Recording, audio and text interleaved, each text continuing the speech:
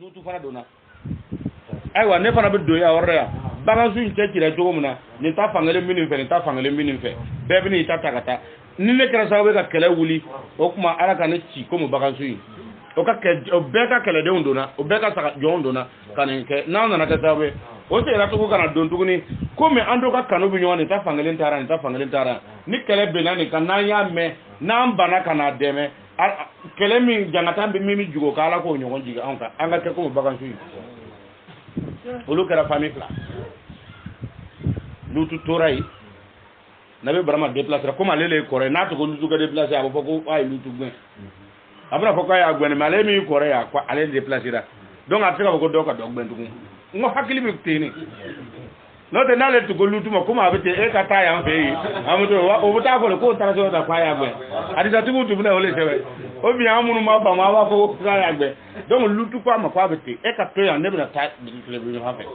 donc o kɛra ta ko balimaya sama ni ɲɔgɔn cɛ o bɛnna Iran ani Syrie ma actuellement o dugukolo ninnu o kosɔn hali même dɛmɛ ni dɔ ko a bɛ taa kɛlɛ kɛ yan yɔrɔ la dɔrɔn n'i b'a fɔ a ye ko an bɛ yan n'an bɛ sa ka ban an bɛ sa ka ban an kɔni b'an dɛmɛ an b'a dɛmɛ n'o tɛ n'o tun tɛ sisan tɛ b'a sɔrɔ a tɔgɔ bɛ di wurudeni sisan b'a sɔrɔ a ye Iran ci don sisan b'a sɔrɔ a ye Iran ci o Syrie ko a ma Syrie ko tɛ se ka kɛ dɛ a fɔ ne yɛrɛ ko fɛn Russie wala o bɛnna Russie ma olu ko a ma ko a tɛ se ka kɛ dɛ ko a tɛ se ka kɛ n'i sera a ma sɔgɔma 10 heures b'anw sɔrɔ yen ni min bɛ yen an bɛ min kɛ o bɛ yen Poutine ko ma ale ma fɔ yɔrɔ wɛrɛ dɛ mais Iran kɔni n'a sera a ma sɔgɔma 8 heures 10 heures bɔ o ye Syrie 10 heures b'olu sɔrɔ yen a ko a tɛ se a kana se Syrie ma dɛ olu le b'olu ni ɲɔgɔn cɛ Russie ni Syrie o balimaya in tora donc nabi Burama nana fan dɔ fɛ nabi Burama ka projecteur le bɛ Syrie fan fɛ lutu tora fan dɔ fɛ Poutine ka fan dɔ fɛ donc olu fila o balimaya sama o ni ɲɔgɔn cɛ ten i ma o nana fɔ ko Poutine depuis président dɔ bɛ yen ko mun na a b'a fɛ ko accord dɔ b'olu fa kɔrɔbaw ni ɲɔgɔn cɛ ko nin mɛnni don ko bi ko tɛ o ko b'a négocier ko négociation taara mais bi dugukolo sanfɛ ko caman bɛ yen i m'a ye fɛnw bɛ yɛlɛma le tilka al-ayami nudawiluha bayna an-nas c'est comme Irak bɛ cogo min na Irak bɛ cogo min na Amérique bɛ niveau min na Irak le tun bɛ ten premier ale le tun plus puissant du monde olu le tun bɛ Magan garde premier o y'a sɔrɔ o b'a wele ko Babylone wa arsala alayhim tayran ababila o tun bɛ bɛn Irak le ma Saddam Hussein bɛ yɔrɔ min na sabu nabi Musa ka kɛlɛ dɔ senfɛ Tawrata kɔnɔ nabi Musa bɔni a fɔ a bɔni kɛlɛ la a n'a balimancɛ a bɔni a balimancɛ ka kɛlɛ la a ko a bɛ segin ka taa ala ye seli kasuru d'a ma yɔrɔ min n'i donna jeunesse kɔnɔ a segintɔ ka taa a taara se Irak dugu kelen kelen na fana a ko a bɛ dugu a ye mɔgɔ bila ka taa k'a bɛ dugu cɛ ci nabi Musa o ko a ma ko i tɛ tɛmɛ an ka dugu yan kɛlɛ ni kɛlɛ nabi Musa ko kɛlɛcɛw b'ale bolo n'o ma sɔn ale ka tɛmɛ dugu la ka taa a faso la ale bɛ dugu ci k'a minɛ sokɔnɔ minɛ kɛ kɛnɛma minɛ ye n'o ma sɔn yanni sini ala su fɛ ala ye mɛrɛkɛ bila ka na fɔ a ye ko n'a sera dugu ma fɛn min b'a la cidenya min b'a la ko layiru kɔni b'a n'ale cɛ mɛ layiru min b'ale dugu nin cɛ k'o ka kɔrɔ o layiru in ka kɔrɔ ka tɛmɛ a taa kan ko n'a hakili b'a mɔcɛw la a mɔcɛ kɔrɔma ko olu layiru dɔ bɛ dugu in na o b'a o n'ale cɛ ko a ka déviation bɔ nabi Isa ye déviation bɔ ka dugu nin to yen f'a bɛ kilo 1000 bɔ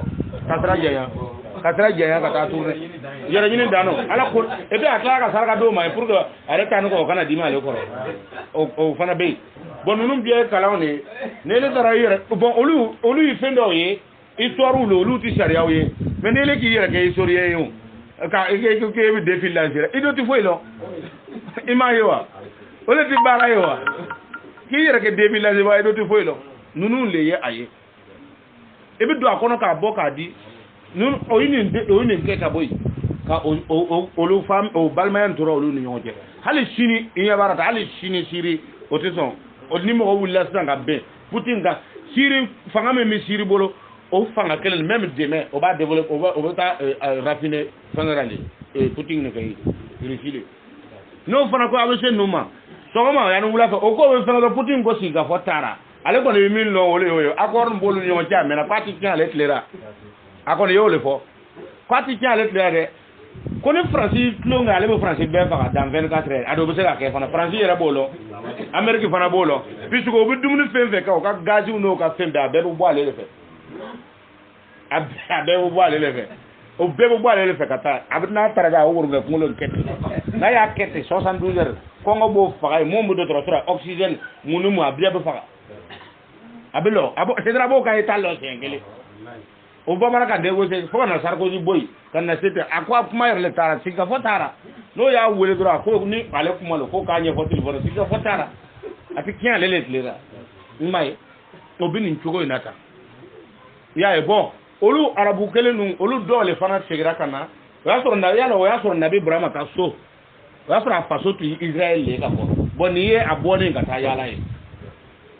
ese aba famna ni ya boni ngata yala yali nabi brahma ka sei kana fasora atani yara ka projet tu ka ta fo ko be sei kana si ko aka demu nu boro ka o faso yorlon kana su ona na soro betil mukudi joni lo ona na soro betil mukudi joni no sabe nabi brahma ka bona nu nabi dauda nu ulule ka jo ulule ajo donc atigira mo dira tigiya dira dauda lema ona na soro o minkera bon ona na soro fana ya no lu yere be sega ta o ya soro Muhammadu yere bora o Muhammadu gbe ya olu Israël nu chamambe olu livre Coran no to bolo donc olu chamane tukura Muhammadu ko suno arabu yere tuke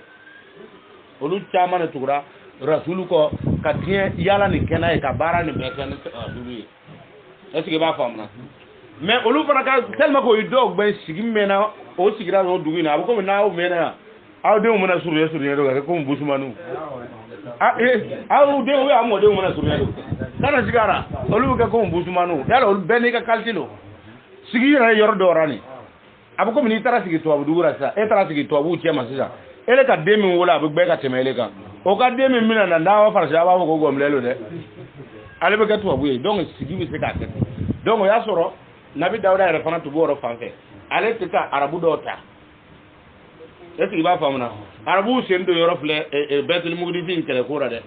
o ya soro to be o re ko afalo ale nabi dawda min to be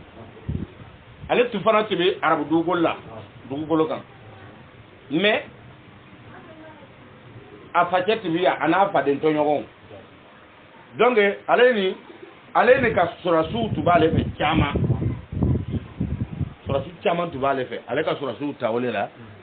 kana obla betul mugdisi ni koma faaw ya le lo adana obla o yoro la mais surasu mun ba le fe abe arabu bo arabu nyamunu lo fana parce que atubo ga du golle mais munu sona religieusement o wati nuna o asoro ala fana yibe kala yurtu bale ni Israël o olu le tubi religion lo noro do kon tubuna du sukuna hal na ba arabu nu temai comme ina fo Muhammadu ka sigi mena magan jogo mena note na sona ko nabi Ibrahima deno gaba mu Muhammadu ga arabu ye mais sigi mena yi abaka arabu ye donc olu fana ka sigi tubiti nabi Ibrahima yo olu leta nabi Dauda yo olu do leta kana obla duguina betul mugdis ko ka betul mugdis korsi comme surasu 43e piment ba o fe tugumna est-ce que ba famna comme 43e piment donc olu nin do na betul mugdis ko manati arabu nin do na ko manata olu lo tiba korsi da fen korsi ya nin talo keleno obinyo fa arabi ko olu talo ko kamina do na ta borta note ni do na kono sever mu ba kono wala kanu asiti arabu ka seben ta kono abbe brikano ka siaka no ten ba kono mo fla kono mana kele abu ko deuxième fla mana kele mom li pine kama mom en ne so yertele fa jefe ni ndom fa cey mom li fal fo fla saba ni mom li pine kele ko gon ka kana ngi ngar kele aka suru mom li tigi den dalaga e fa je man dube ga wal moto mara ne se le va fait depuis yalo e bita mom li pine bo ka kere ga wala amne ka dini mai abata so edro ni ki bina tigi ni wa beba ni nga ba ko ka talo ni va ko ni ko ya bo ko ya ta ya mfi a ibina lawara adi mo mi tigi inde ma kata na fa je tara gbe na kwa chama mi abuna boga fili ni bida na ta ora abuna so don na bi tini nabi Ibrahima yinu nabi nuhu Dauda ayinu nu blakana olu nana si olu tubu maga betul mugdis korsi wa soro ale fana tara dugu sigo ka ebrekano atara sigi ko falasi kina an ga chefaru mun ba an korsi an ga chefaru kan o sigi yoro ni o ajula kan korle boy sun arabu kante falasi kina ko an ga chefaru ka sigi yoro donc o ikani ayo sigi olu tu bi fise avec kilomètre dawan boni betul mugdisi olu tu bi fise pour que sama so dingendo kana wuli tugun kana be betul mugdisi parce que olu so baba no fly tu mais o asoro allonya asoro alkaba kuntuma jofa ko folo ka bo ko sebe asoro annobe batu bu ke matuma jo nabi brahma na wuli ko fe katojo parce que ya ale mo kele nunu dawda nunu donc ale na wuli katojo mais o asoro batu bele ba betu ke ya ala tika fo ina fana ko ni mo na na ka batu ne ala kama mo do be olu bi na ko me no do na akona oge olu tun do na olu bo tugura d'accord olu yo barake nabi brahma ya fo nabi dauda ale tora ay sura mo num blaya nabi dauda na fatu bon alu ko bi du ko no nu le ba ko korosira wajibi abana to kata sécurité kama abana to kata tere do ka taka kuma abo nyin ga sécurité ni du ko yora parce que lu bi yala du ko parce que du ko du lo ngata waka halle police duna na sa kana ko ke wolla du wade na kalo kelenke abu do be sala mo abu du lo ngata me kando parce que ale be ta yoro be ka yoro be fle donc o toray Muhammadu farkolo sira betil mugdisira ina fo ba fo ko asira e lumna sikora ko oyata ko katana e kata sangolola ya o ka ke o ken ko me Muhammadu farkolo sira e a farsoko sira e lumna korna mo kuma woleka Muhammadu farsoko sira e ala ko amako ako kad nara tarkal luba waja ka fi samai ko ne bara e be kanga nya mununu safe Muhammadu taka koro yorlo ya sura fora ko ka sel pesiki sigim mena alkaba nan lo ko Muhammadu be nyesi alkaba ko men nya bara itika koro yorlo e be kanga sel ki nyesi ita le bina sel yoro mena ako fala no wali annaka lati tarda mena nyesi yoro do di mabi ne ka sodo lo njena no e fanai wa haisuma kuntu fasama wajahu ya famu inda satral majidi ki to dugi famo fa to Muhammadu farkolo sere mais ala kona ka fayele ko mena oke ifala no wali yana ka ibini nyesi yordo ko mu ko fe ka se ka munafiku wolo malonga boy ka mu ko chema donc ala be tidem blatuma dora adu fendo ke minyere be sharia soso ka munafiku lo mo jamanu no de munu ba fe ka nyi wolo kon be na ya ka soso mais ala kele ngoro ne tifili ave rekile ave temene bare mais ave fa ka munafiku bo mi ke tuma do ave katawo ako Muhammadu mako bon ki to dugi na ka sel ki nyesiya Muhammadu lora ko ma ti koron yorolo ya na ka fay ko na ya nyesi yorolo bala sor ni koron tun nema ala ko na ka nele fay for ko Muhammadu ti koron yorolo Muhammadu lora ka nyesi ka kelma ke o fe kelma lo folo ana atla ya nyesi soima ama yesi ga dona kono ay kele kewa alora ya nyesi ma ko Allahu akbar munafiqu tora ma wala huwa ni kiblatahum o be suratu bagar ko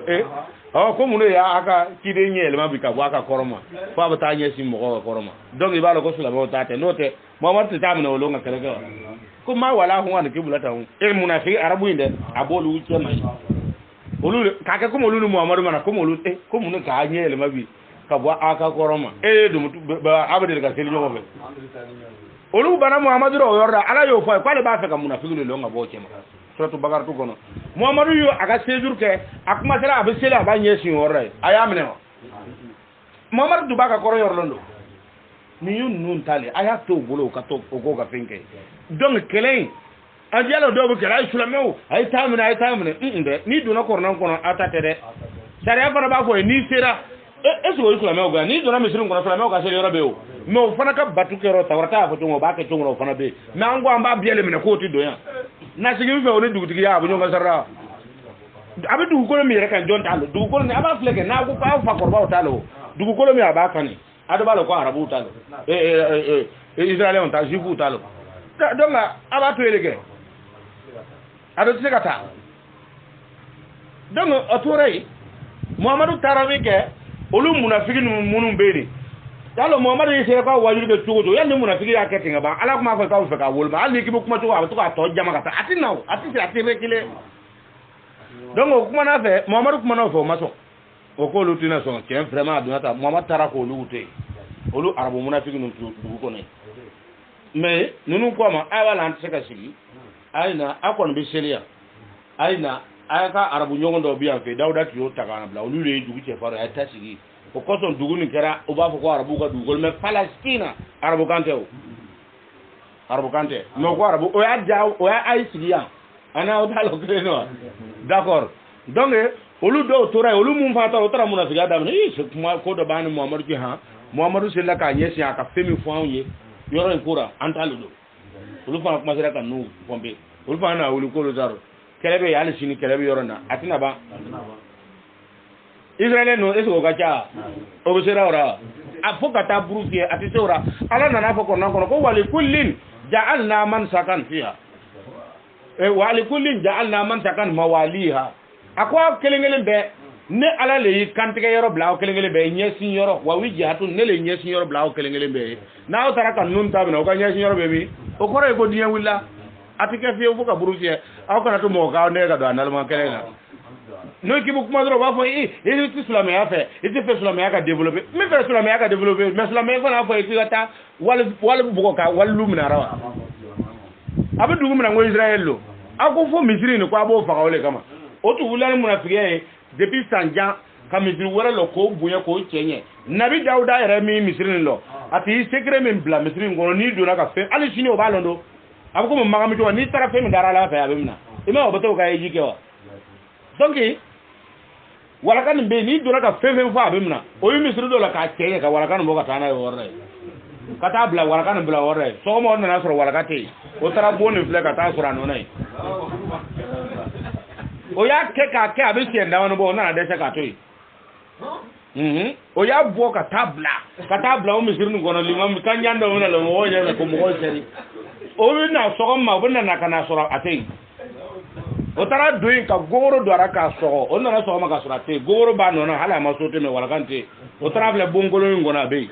ali sini bi do akona yoro be lumière courant mena kono ale so nu kono abe albi courant mena kono meni dona kono be fe min fe ka tay bata ali do ga portable lumière ga portable merete ka dona e ga portable lumière ti ka foye ni tellement que lumière mo ba kono ti tani re ko mutle fe ni sigira ga portable ni mo wore ma ga foye e lumière ya o be ni na kete abe tini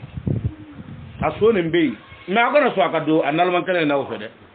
bon nous histoire le yala ando na rate sans tawsir malo on bo aka mulinya sisa ako ni yae kwa ka di me tawsir be donc ne ti histoire ye ka ko bi 2000 la je o inal mo yale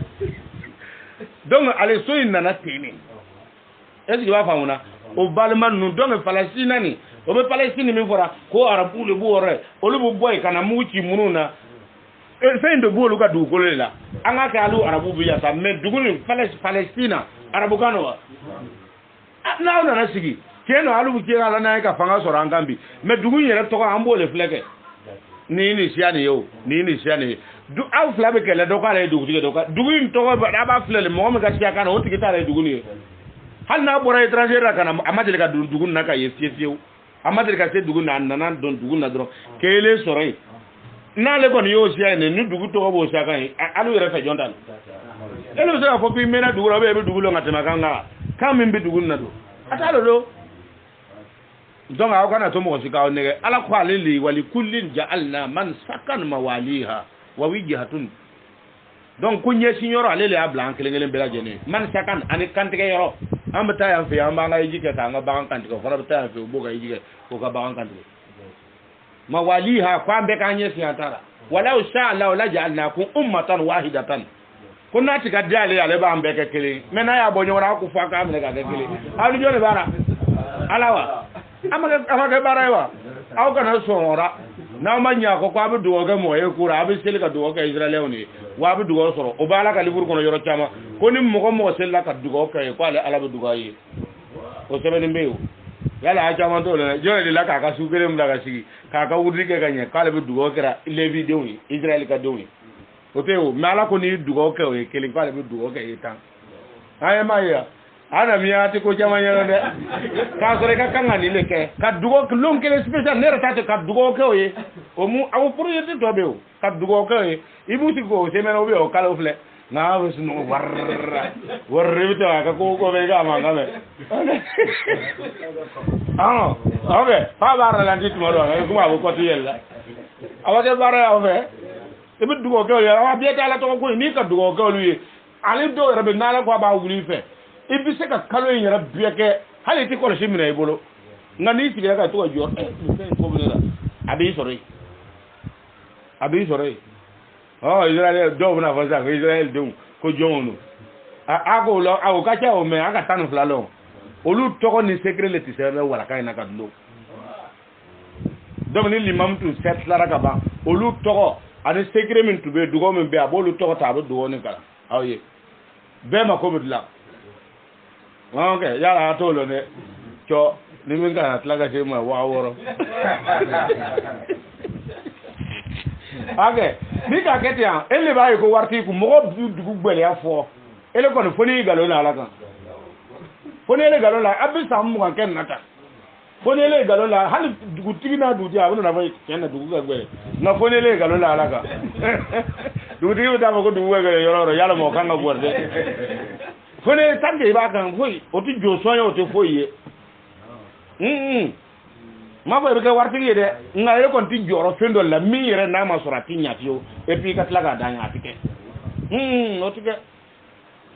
donc abi tini abi nunu famu nunu na chugawlo ana sharia wulo ni be baraka te men nunu kelengele be kono ni be baraka pour que aka to jidi fe yere di alama toujours parce que wolo an istaghfiru rabbakum summa tubu ilayhi ke yere bo ita korma munu ke gatame jona be mi ma korma ga jema ya do ka taxi boy wati karmo ke ande boy do blaw darde mais mune be imi yer dala ma wa ande do na be tini to ko lo angata ne ko le ya rabbi ako ya rabbi ko ya netri ala taala habule o tuma ala taala mbani ni kadili kene nabi ibrahim ma bara min salena o kuma ka mo nyama dinama comme mo bananera muso do be kaba otuma ala nabi ibrahim ya jini ako ya rabbi ala taala ne ti ala taala ko ne mbani ni bara habole dili kene nabi ibrahim ma salena mani ka mo nyama dinama dili kene ibrahim ma fembe be dinama ka bo mo nyama kema donc nabi ibrahim le dugo dal israël on to kay nga ko ko nabi ibrahim le ato ni to ali ni to nga israël wala be kudiga o bo mani kata mo fe de o munu nyaamu no siawe rafana o sigini be yoro mo o boka o yoro mara o boka to ko so be hala amerique ni tara o kan na jano ka technicien yoro no biara be jifule abia saba o ka saba no be abe olule francibiti mais abana ko nalta ka sigo fe olule be baraka wono don ni dugo ko e aka dugo ko ala ka dugo ko ma ko ni dugo ko ko ale ala fana be dugo ye nyaaye nga abitini donc etana e polo ako nabi ibrahima yi anyini ko ala ka le son fena femi mi fenga to ko di fena de mi na kan ako fa so bi ko so bere badana ako na la tala yi nabi ibrahima so ne ya so ni de ndo ko ni ye amen demi wasan demi muyu ndo kwali ya so no de le ay ismaila da ama folo mais ismaila kuma surunya fe muna ata ismaila dirama o make bamso kele kuma surunya fe mba fara jo muna kwa ya son ina kwa ya teke jo kwa ya le da ayala dar kwa la kale son dena mais o sanjo le ke na ma de so na jigi teke kale da yala ma kuma ka o ko so kuma surunya fe sabu na ba ma tara jamana min kono ni masake ya muso mine kwa bata la fe mele ke kan arla masake so ma masake jo muso keme saka keme ani fe ba fa ya be keme fara yonga kwa ka aka mene ka boale ka jamana na pe amuso che kan ale do nale jembe la raka ale ba fe wati be o ko so mo nyuma muso ni ma ko sara danga bu wuri de e yalo mo mbala kura o biya kwale ya ka ko biya to alama e do norno ba muso ra e be ka duga je nyanga nala ko bana wuri da ke abi lebu be o lo abe kay ma nga kamo ko ayratik ma fan atigitik ma ere ifere nabi brama ta ni fle asarna le ko nale ko amuso ma koni ya fo ko musolo ya no bina na musolo me bina ne fa fo lo ka me fisik mo sitna so muso ka me ni ma fa donc nan do na dugu na mona fo ko no musolo yi oddo na akwa o ya ina masake kwa musolo ita akwa le do musolo parce abalo go nya wa so me na ya fle fana tugun ado musolo tunu sabo tun ti bakele o me o tunu fakele mo wati ara mutu de dokan na tay e do mo to juge bi de na ko ko tan donc a wati nyawlo fay ko be na jogo tunu yae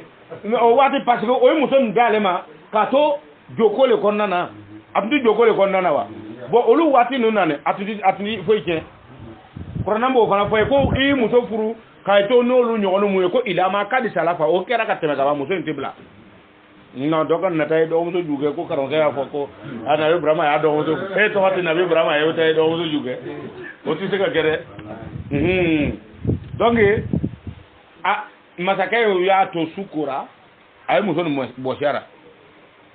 ay muso no boshara sukura ko abugere muso ra mel kay kangar lay de a konni muso ni e ma lo kone kam ne mo ko ko gbere ne makatme die bekan ole ni aka muso e bitulu ngora mbi faga sisa e ka jamana mba détruire ni kelen dron kama ni jela muso ni i kay ku si do jura jura so ma ina folo faranyonga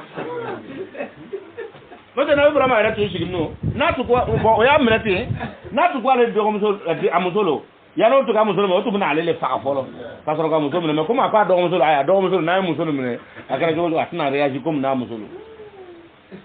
donc so ma ka na folo fara nga di muso Ismaël ba muso bora ojo muso le kono o ya so muso orbani ya so Sara ta sera fo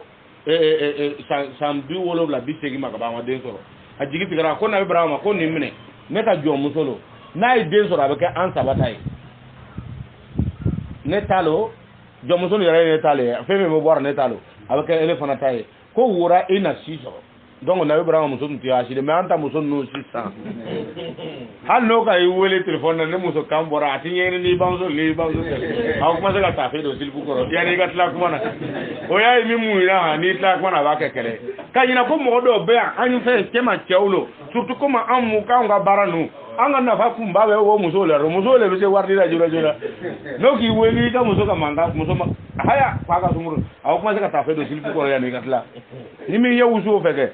obi garige kien katla ka ta kite muso do e mo ma ko nyane fe ni ma ko na ki o ma ko ti ko kuma be ko i pado ya to ya olu ta kite donc kana so fere se mi na ma nyale tale be fere ka kien kana te ta ka kien e na le tale be kien bana no te ni ya to ko adna ta borta aba fo abana fo elu ma ko ti ko kuma me lo nga digude e bi dimi ko be sa e ba yele ka fe mbiya to ya le kama wa do be tale de ali ka tira ka sabta ko ti ko kuma me ko i pado be yida kasra lele ato fade on ida donc na Ibrahima ojo muso ni ale na dembange folo ale ka dembange o dembe na Ismaïla ma no magantigi donc Ismaïla magan so raka joko wati lela ay yoron flanche ka jane magan so raka joko ala ka sotu be ala ka watu no ala na fo mo nabi Ibrahima ko tanga sokoro do ko ta wuli nabi Ibrahima tara wuli no te mele ka to bita wa fukara sanwo sa ko ma mta yige joko muna an to ye ala na ka meleka to bita wa fukara ko ma be kala jogo muna ma ko na Ibrahima ka ta wuli li to ifina batu ke ba o ye mum se ka edu goluka no ta ala na ka meleka to ba yo lutu ba a hijike ya nanga na meleka to ba ke yae donc betul mugdisi ni na ya fle ale ka koroni magaye lora min lora ka bokene mai mais maga ka korale ye ala ka ale ka so korale mai mais nunu ka mogonyima ya kama ano faw ka mogonyima no ka lairu ko mayo betul mugdisi ndoma mais heji maganta o ya antani o ye ale ala ka so korale ko ale tubu duguma ya wati mina ko ale ka seji tubu o yoro fla o yoro inira ala nana wilsu mai tawa ala arshi ni dona ibaye atara o yoro en kolin tora isima ni be sanfɛ ala be sanfɛ melekaw be sanfɛ o b'a yɔrɔ ni yafi a tɔn n'o k'i ma foyi tɛ tɛmɛ a kan wa foyi tɛ a ta o avion t'a sago pigeon minnu bɛ o si t'a sago bɛɛ bɛ tawafu le kɛ a bɛ kɛ le toifin na hali sini ni avion filila sisan ka taa n'a bɛnna ni alikaba hali n'a bɛ kaba nɔgɔ la n'a bɛnna ni alikaba sanfɛla ye tiɲɛ dɔrɔn a bɛ tasuma ta a mɔgɔw kɔnɔ ala ka hinɛ aw la de hali pigeon minnu bɛ alikaba pigeon ka ca o se hali senbila yɔrɔ tɛ yen pigeon foyi tɛ tɛmɛ a bɛɛ bɛ toifu le kɛ tawafu le no bebe tawafu leke wa bo tawafu ni fara ka ba ke numangane okay no to bo tarate ele be tarate kana mo ta ifina ba ke numangan do ati biti numane sini bama sabu du sugumi ya donc o min fara be kera tuguni ni ya afle o normal kursi ti do legi do iba meleke fana le be meleke kayane ya fana le bo kenema fana be meleke ka gamane fana bo kenema domo gama mo kana mate kama ko ni min taraka be da to e kay gi manya muso do budle kile do ko so na ngo kana tay jira a seben beti ka gama kumbo ga fanne meleke ka gama no bo kana me ne go situ mo amina do ina don bo ke na nebu wa sa kedu nge donc abetini nunun bɛɛ fɛn dɔ le nunun bɛɛ ye sɔn ni kɛcogo le nunun bɛɛ bɛ taa hejira ni bɛ taa hali sanu garamu kelen de taa n'a ye ni taara i b'a bila ala ka so kɔnɔ dɔw tun bɛ taa ole ɲɔgɔn bila ka fɛn dɔ ɲini ala fɛ i taa n'a hali ni garamu kelen de taa n'a ye i bɛ taa bila ala ka so kɔnɔ k'a fɔ i nana nin d'i ma n mako bɛ nin fana na e ma taa ni foyi ye i bolo lakolo ta ko e mako bɛ fɛ n'a ma kɛ joona ye tugu kuma e ka mun di ala ma hali ciden n'a ciden a ko n'a bɛna ɲɔgɔn ye kɛnɛ ye f'a ka bama hali ni dɔrɔmɛ duuru lo k'a k'o bila a ɲɛfɛ fɔlɔ a sa an fɛ an ka ɲɔgɔn ye a b'a ye yanni i ka wuli a yɛrɛ b'a ci tigɛ fɔlɔ ka taa don ka dusukasi kuma fɔ ye a ma dɔrɔmɛ kelen d'i ma ka bɔ ka tɛmɛ ka bɔ ka tɛmɛ mɛ i b'a muɲu kɛ n'i k'i o fana fɔ tugun o bɛ kuma wɛrɛ de ta ka to k'a fɔ e de ma k'a sɔrɔ sariya ko i ka n'a kɛ i nana ɲɔgɔn ye n'a ye dɔrɔn ko i ka n'a kɛ fo i bɛ saraka dɔ de bila ɲɛfɛ hali ni mugan don i b'o de bila k'a sɔrɔ a cira min fɛ n b'a fɛ k'a ɲɛfɔ nka an t'o kɛ dɛ o b'a ci tigɛ n'i ma wuli o b'i kun bugɔ ala kabako dɛ sariya ma sɔn a ma mɛ a tigiw b'a kɛ dɔɔnin dɔɔnin le i bɛ to k'a fɔ o ye ka taa donc nabi Ibrahima a ye baara kɛ nin cogo la i y'a faamu nabi Ibrahima fana ko ko ala ka den d'ale ma ala fana ko fa basharnahu ne ye nabi Ibrahima nisɔndiya bi gulamin ni den ye halimi den muɲunen don donc Ismaïla dira ma a nana fɔ Ismaïla ye kɔrɔnan kɔnɔ a ko ya bunayya inni ara fi manamika azbahuka a ko nana n'a ye ne nabi Ibrahima n y'a ye n ka sunɔgɔ kɔnɔ ko ne y'i kantigɛ ale fana ko ya abati fa'alu ma tumaruna satajiduni inshallah sabirina a ko fɛn kɛ ala ye min fɔ ye wa ne bɛ sabari ala le b'a yira ko i ka ne kantigɛ wa o ni alikaba la Yakubu fangelina nabi Ibrahima ko ale sigura aw bɛ taa la yama fanga sigura le o ni la Yakubu fangelina jeni ko ma o bɛ fɔra waati min yɛrɛ o tun tɛ magan dugu kɔnɔna ye o ye nabi Ibrahima Ismaïla denmisɛnnin ma a tɛ tɛmɛ parce que kɔrɔna y'a fɔ k'a sera waati min n'i y'a ɲɛna yeli ka di a tulonkɛ ka di yala o tɛ san 10 kuma ye o yala o tɛ tɛmɛ san 5 san 6 san 4 ka na san 7 a dan san 7 ye quoi mais nabi Ibrahima don ni Ibrahima bɛ alikaba jɔ don min na n ko y'a sɔrɔ a tɛ san 12 mais nin kɛra san 7 waati san joli b'o ni ɲɔgɔn cɛ aw de ko k'ole ye lahiya ye lahiya ko kuma bɛ danna kɛ lahiya ko kuma bɛ danna o t'a lɔn de dɔrɔn o t'a lɔn de sinon ale fana ko a ma ko n fa ala ye min yira i la a kɛ ne bɛna sabari fana ka sigi i bɛ n kantigɛ baasi t'a la a ko k'o taara kuru kan a m'a fɔ k'o taara lahiya bɔ yɔrɔ dɛ k'o taara kuru kan a ko a b'a kantigɛ ala ka sɔrɔ k'a kuma bɔ ni sagajigi a fana sɔnna o kɔfɛ le nabi Ibrahima nana na ni nana na kɔnɔ ta nabi Ibrahima sɔrɔla ka taa so nin lɔ n ko a ye so nin lɔ ni Ibrahima n ko Ismaïla de tun bɛ bɔgɔ cɛra ka d'a ma mais kantigɛ kuma bɛ fɔra waati min a tun bɛ bɔgɔ cɛ lɔ o ye silamɛw ta ye d'accord Ismaïla kɛ wa Isaka kantigɛra fana don ale fana ka kantigɛ fana kɛra nabi Ibrahima den de y'o fana ye a nana o sɔrɔ ala ko k'ale y'a lɔ nabi Ibrahima dusukun na ko tiɲɛ tiɲɛna a fari fonina sa a kɔni tun ye den dɔɔni sɔrɔ mais ni yɛrɛ wolo ye sabu bamuso ani facɛ bɛɛ ye joli kelen u bɛɛ ye jamu kelen mɔgɔ b'o den ni mɔgɔ b'o ɲininka tugun k'a jamu wa mɔgɔ t'o ɲininka tugun k'a jamu don i m'a ye ni cɛkɔrɔba minnu bɛ yen n'o b'a faamu o b'i ɲininka ko e ye muso jumɛn den ye ni k'i bamuso tɔgɔ fɔ ne b'a fɔ ko ne ye karamɔgɔ Sadio o b'a fɔ ko ne ye nin cɛnin ka a ka muso jumɛn ka den donc ne ye muso nin dɔn dɔrɔn o b'a la ne ye jamu kolo i yɛrɛ wele mais dɔ bɛ yen n'a o tɔgɔ fɔra n'a nana ni n'a sɔrɔ a nana ni den dɔ ye o b'a ɲininka ko ele jamu k'a sɔrɔ o y'a tilara ɲininkali ka ban don n'o tɛ a kɛra silamɛw ni chrétiens bɛ ɲɔgɔn sɔsɔ nin la k'a sɔrɔ a fila bɛɛ kɛra mais waati kelen de tɛ ale ta nin fana ala ye siko in la a facɛ nabi Ibrahima de kan a ma sɔn k'a fɔ Isaka ye dɛ Isaka t'i bandi le a fɔra bibiliw kɔnɔ ko fɛn mana kɛ komi kɔngɔ falen nabi Ibrahima sora ale bɛ linjili kɔnɔ yen a fɔra a ɲɛna min kɛ k'a ka nin kantigɛ a ko baasi tɛ a lon sera a ye jɔn wele o ye lɔgɔ ta ala ye kuru wɛrɛ de yira fo kuru jan wɛrɛ n'a ko dɔn ye lahiya nin fana ye mun ye o taara n'a ye fo kuru wɛrɛ la o bɛ taara a yɛrɛ b'a facɛ ɲininka o taara se yɔrɔ dɔ a ko jɔn k'ale kɔnɔ yan ko den ka lɔgɔ ɲun a jeni lɔgɔ den k'o lɔgɔ ɲun ka tasuma minɛ nabi Ibrahima yɛrɛ ye ji ta o taara se o bɛ taara a facɛ a b'a fɔra a facɛ nabi Ibrahima ye ko ko baba ko i ko an bɛ taara saraka jenita di ala ma ko tasuma kɔni bi yan bin bi yan ko mais saraka min bɛ taara jenita min bɛ taara di ala ma ko a dun tɛ yen afaje ko ma ko ngata ko nan sire ko ala yere buna na sarka dia yere atugura ko o tara bogon noni o ti o ka solo no ma hotel ninke me yani ka o ke ya ora sa kuma wardo suna kan ga to ka ketini atara kuma sara ka o ni usufa buna kana ki kwa ka jo wele o yere ta fa ma we ka bla ora ko werda tu donge awulla atara se obu bogo no no obu so lora ko baba ko ele ko saraka buna di amna na se ko saraka ginta do tian fo tia akwa ma ko o basite ko ala buna na so o tlara pe aide apurna akanga amna na tu ko na ka fa ya tu ba ke bele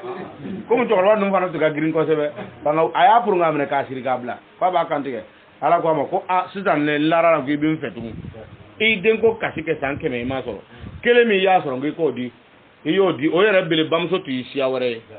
mi yere ta yere joli mo ko karki nindi joli min karki si isona ki bo fa ne fa ne dugu o tumara nambi din chaya ko mina fo fe amang ni wana ke ki ka fleur ke sanfe ay fleur ke lolo ka cha yala ko ma se ka lolo konte de kwa dem fa na bina ke dalon bari yete nabi brama ka bonya fa na sorate donc nous so fla nous be nabi brama ta ambe kere kere na aden do ne bi en fe den do ne bi nous fla be o ko so ala ko dine no be nabi brama ta ko so korna ko waman yar gab an millata ibrahima ila man tafiya nafsa ko mo sita yere sama ka bo ko eleti nabi brama ka dine na ko fo ni mo mo kera nalmai e bi ya wo ibale tal e bi ya ibale tal nabi brama tal ya be o ko so nabi brama kera dine fa millata abikum ibrahima ima ko aw fa ibrahima ka dine fa le ibrahima asorati donc abiti anga ni tinga kata gun ni sumunna aha falama ko twana mena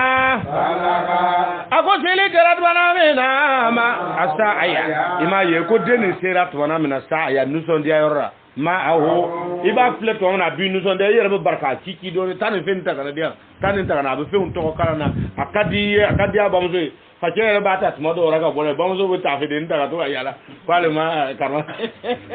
be wa ka kamne de so yere bu giro bu ka bamu kuno aka kuma mo soro na ka kuma mo fo de so yere ka amun ka kora lu bu ka anga ka kuma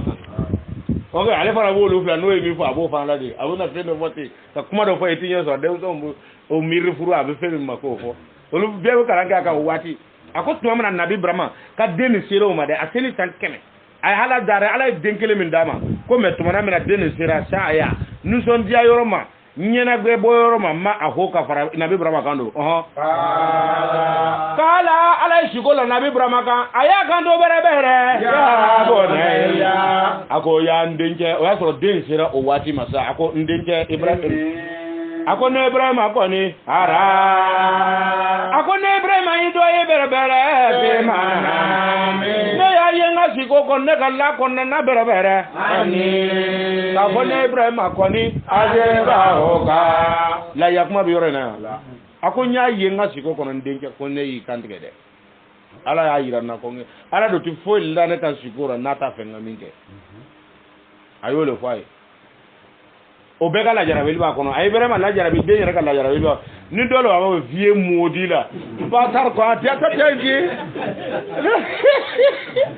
do ma da fa jet le ji ya fo ka fa je nya fi ma de ha fa shaw modi la ha ba tar ko ata ji ha alors ada tira bo yo ba do ko ka to ko kwa okay amolo ho atikati re o nabi brahma o fla be kala jara bilba kono ni denti manga jora me nabi brahma ka kono nga ko so ala ko ala ya sonu dena halimun deme muyuno nabi brahma ka muyun ko so donc ni mo ya muyuno iba nena ti kuma efe ika ke to do ati kuma efe sura nyere shini abena na shini ka shini abe dimi do re ti kuma ka sura yere fana makuma e ka mo men banen ka fembe ka makuma efe o ngodo na wuli kan fo ta nye fa le yere ka so ebe mi mun na dara ide ya ni katare ni tara bana di wan ko ya ne na makuma mo jugu te ire bo fa ire ni tara ti bere bo chenje na ne ka minge che na mafsa abu so ngata ne fa ga ha ibi se ko ebe mi dara de abi dimi do ra olo ati nye be ta mi ho do yini ko ka do ina che ka so fo yi don ako nabi barama ko afa adema ko a ndenge aka gbele ne re ko ma menere ya yesu kora ko ne yi kantege ala do to fo yira na gwansa kodi akonde aya denya ko fanzor ro ere ka fle bere bere ma mu fe no ko ni o tuma ele re ayi chugumna e ba fle ba kete nabi brahma farfara me ala ya bla mina tisiga boyde o ko so abu fayra ko wa mata shauna ilani ya sha laude e bi fendo kello ndo ala boloka abi digira abi toro ole fana e baraji note min diara yi ka bo ngoy ole hal ne ituma bo ala ko e tuma ta de e ka sungurle maro parce que a diara yele min bi digira lon dora de amman diyo buna ko do baraka wuri ba bo ole yayi e ko to le ke fatuma fogabla ka fogabla jodi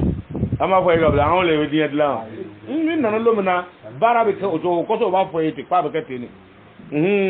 akwa de ma kwa ka fle abana min kede ala ko ni mi ran da wole fle otuma e yer ka fle ma ke jodi ni yakke bi kam ko fu ha shaw batarla fatamiti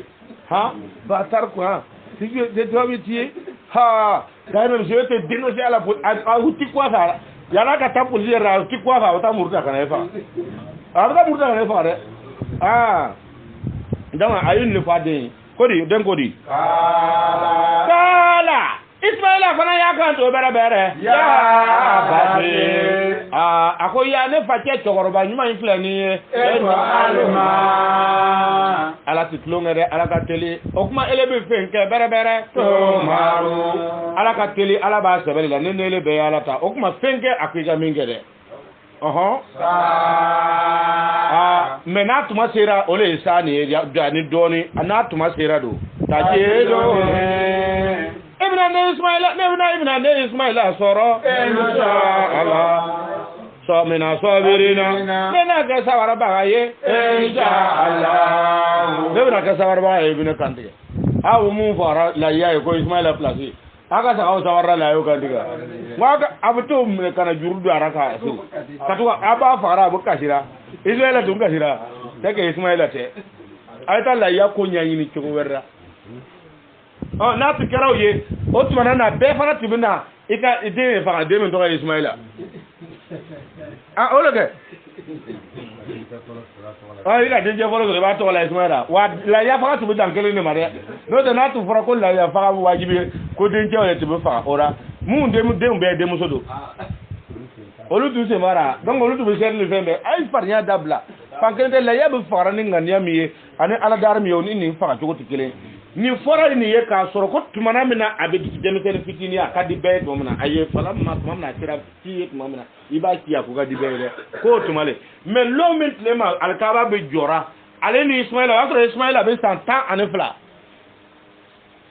oyi anen tu bon no ni ka dia Fatima be birki dia Fatima iso na be Ibrahim so tunte wa aka odo ko me barana korna ma fa jomna kwa na dem fla le barana ke ayo do ko me aya muso sigi sokono sariya kono o tlara o fla o ibatuke anyema heji kanga ke chomna o yake otewa wari na manashika na heji ka sarga afani o nasiku miflene o fari nde oyo o bara beke ka ngo tu tlara o bara ke kata jolle bon o ma jolle bon ngaba o tlara o yala nyinga kwala ko yirale ka an na manashika na heji ka bara minen tora am na mamilo ba eji bane ko o kuma na abana ni ma fe yira na saka ajana o kuma yibi tubu mina ni ina parce que ele le tubu mina ma sai ana de ne mabaraka ima atlar ko ya rabbana waj'alna muslimaini laka am flake sur la même flaye efe amuso tunte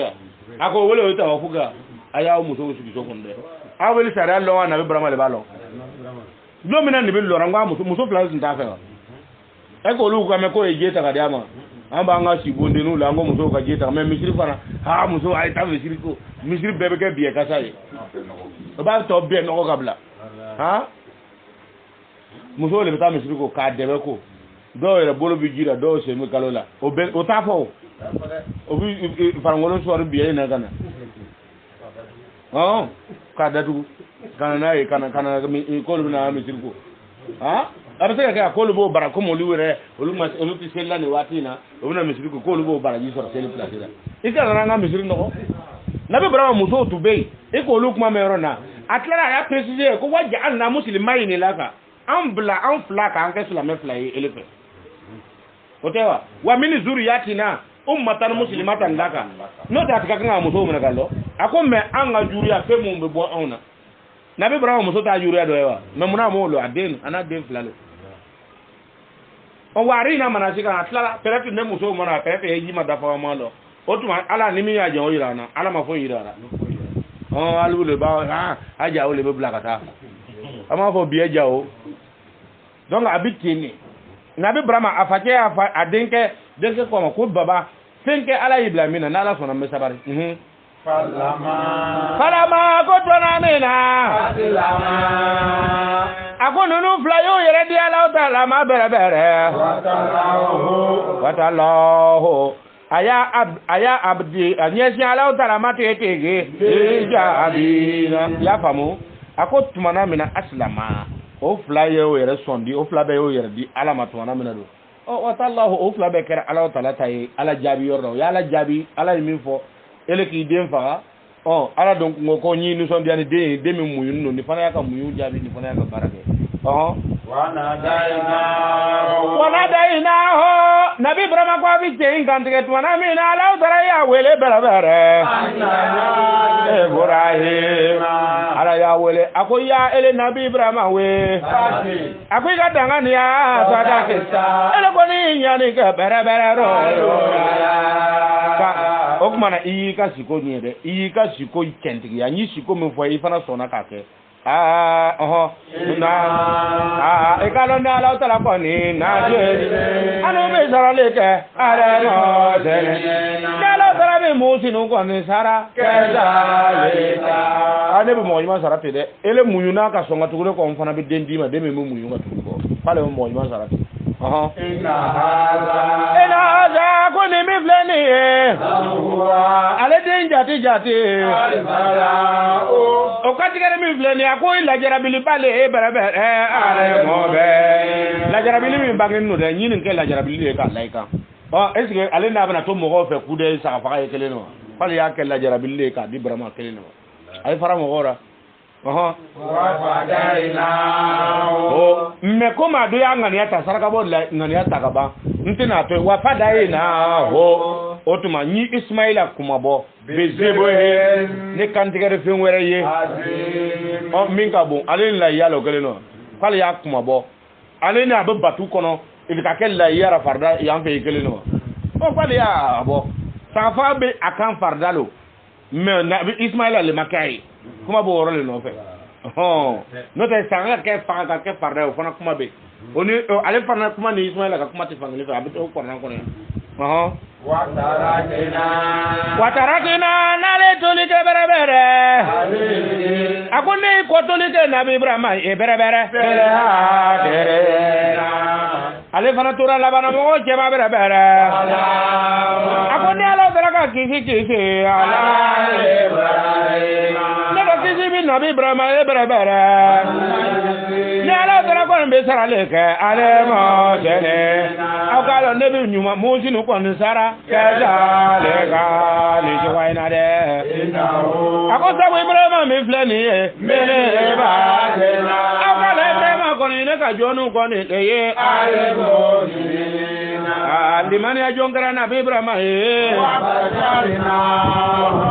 nsorola imaye Ismaila tebeni ko nsora ka nabi Ibrahim nu so ndia to be eziaka Aisha ka ta to mo sa il est fils unique allez yira wolo ngata ma ko don ta de ngoy ngani ko itara ba mo soro watara afaje watara ni dengulo mo do era ta woli tungu watara ba woli ko yira wolo ni am ko yira wolo no ta ma ko no ko yira wolo dro ko ele kelle yi faje de ko to taide yira wolo mi soro ni le fe bam so watara faje watara bo iba flete ki ta soro bebo bo faso bo gelen kono ma yi muso min furu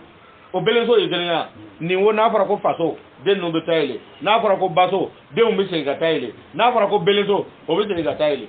mais nunu faso o be tayle fe na fara ko baso o be tayle fe no ko belenso o be ta ora donc o wora ta ga chani yayi o ko so na fara ko yere wolo do kana mi ko mi e no ko ima yere wolo ko ele ke no ko to tayde o fara kumin kama o le flemi donc min kera Ismaila ni Ibrahim ima pale Isa ka soro ka dama sa asona ni kantike male Isa ka dama bo Isa ka kuma ale kantike ro ito ye korna ko ale kantike ko kuma te koma ale tara ale Isa ka ale tara jifu ka bolo fe ale le betul mukdisi kenta mun bora la ulu fana yo kenta ismaila e doni kenta cekelen de on tewa donc comme ale kerate sisan ni donna o kali burgo tawrata kono ale fana ta kera cogo mina o beta do fana ka nya foyina ale ko afa jema parce que ale départ le démesana bandilo yalo ni demi ngola ni cogo na ta ko ka dia fa cogo na ba mo ya bogo o be na kasira do ni fa cogo manganji ba mo sura abe tien quoi abe ke bandier donc ale kera bandier de po wati mais ala ta bandier ale ta tinti kenye ala le ti ale ta jaragola na ka bandier do ara ho o ta on ta nuyo de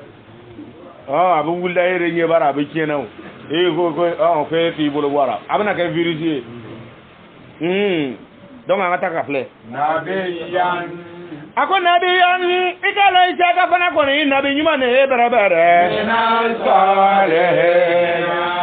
ko nabi isaka fana to ale abdu mo nyuma ni kira kwa bo ibum ale alaka mo nyuma mu ni yalla ko ibrahima bo ismaila bo chema isaka wa barakna ako ne ala dara yi dugo don ke berabere ale ne ala dara yi dugo don ke isaka fana ye berabere wa ako wa ne ala dara yi dugo don ke berabere ale ibrahima alayhi ne dugo don nabi ibrahima ye berabere wa barakna ne dara ka dugo ke berabere ala isaka ale ayo dara ka dugo ke dugo isaka fana ale dugo ke nabi ibrahima ka dugo ke isaka o tayira ko ismaila ni dara de tuma do anje wuye haw ne bu kare tige chrétien na ni chrétien ni yoro yanga ko na antikuma akwale ni yalo ango ismaila aka de isaka fana ta ka de même muna ala ma fo itaye ko nan ko wa barakna ala ismaila obo yoro ke kawo mina abi an yo ya mu kare tige ka sura al mina yoro ka chaya tunga ni fo don do kan na ho gal ni so chrétien na kata yoro so kata sala no bo na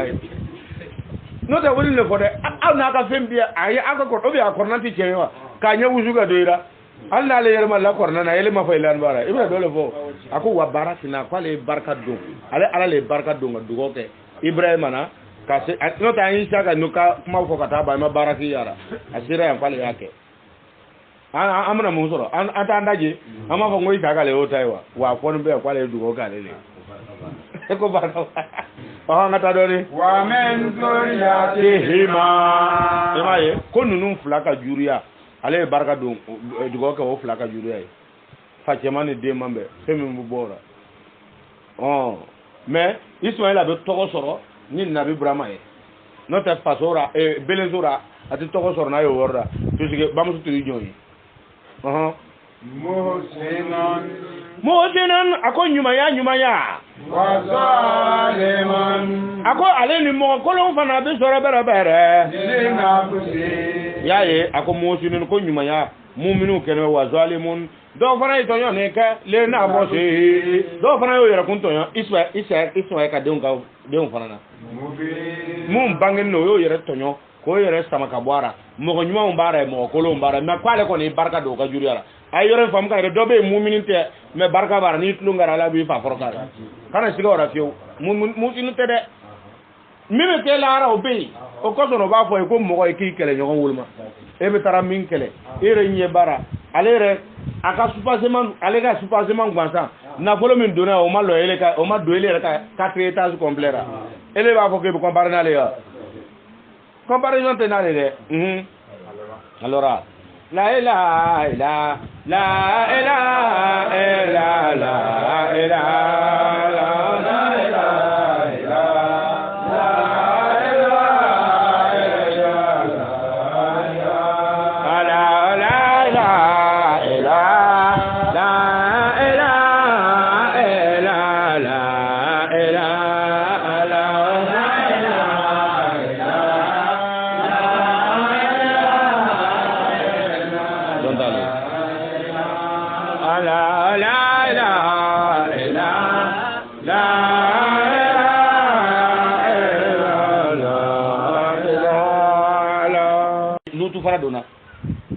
aywa ne fana be do ya orya balansu nke kire jogo muna ni ta fangale minin fe ni ta fangale minin fe bebe ni ta takata ni ne kira sawe ka kele wuli o kuma ala ka ne ci ko mo balansu yi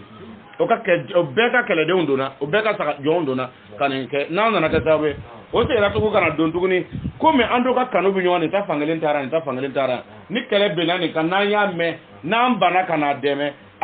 kele min jangata bi mimi jugo kala ko nyogon jiga anka anga te ko bagan suyi olu kera famille fla lutu toray nabe brama déplacer comme alele coré na to ko lutu ga déplacer abo ko ay lutu gwen